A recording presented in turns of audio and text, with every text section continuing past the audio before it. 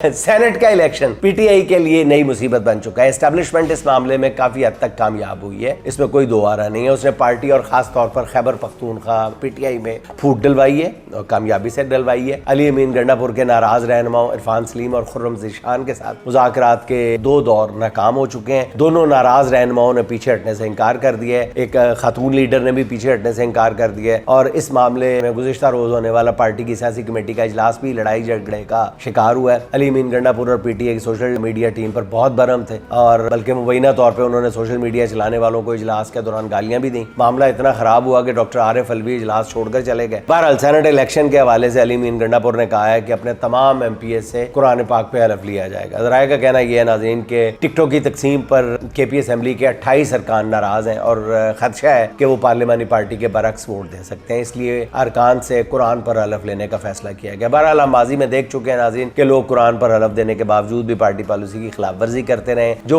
नाराज अरकान का मौकफ है पीपल्स पार्टी और नून लीग के साथ कॉम्प्रोमाइज करके पार्टी को नुकसान पहुंचाया गया। उनका कहना है पार्टी आसानी से सेनेट इलेक्शन में 8 या 9 नशिस्तें हासिल कर सकती थी, मगर अली अमीन गंडापुर ने सेनेट में पीपल्स पार्टी और नून लीग को 2/3 अक्सरियत दिलाने के लिए उनके साथ मुआहदा किया है। एक बात तो नाज़रीन तय है कि पीटीआई अगर जेयूआई से सीट एडजस्टमेंट कर लेती तो फिर पीटीआई को 8 और जेयूआई को 3 नशिस्तें मिल जाती, लेकिन अली अमीन गंडापुर की मौलाना से जाती एक मुखासमत भी है हल्के की वजह से उन्होंने ये ऑप्शन खो दी। बहरहाल सेनेट इलेक्शन से केपी में अली अमीन गंडापुर का मुखालिफ जरा खुलकर सामने आ गया। दूसरी तरफ लगता है कि एस्टेब्लिशमेंट ने भी अली अमीन गंडापुर को इस्तेमाल करके टिश्यू पेपर की तरफ फेंक दिया। यही वजह है कि आज इस्लामाबाद की अदालत ने शराब और असलहा की बरामदगी केस में अली अमीन गंडापुर के वारंट गिरफ्तारी भी जारी कर दिया। कुछ लोग ये भी कह रहे हैं कि ये चूहे बिल्ली का खेल है। एस्टेब्लिशमेंट जानबूझकर कभी कभी अली अमीन गंडापुर को टफ टाइम इसलिए देती है कि एक तरफ अली अमीन गंडापुर काबू में भी रहे और दूसरी तरफ अली अमीन गंडापुर का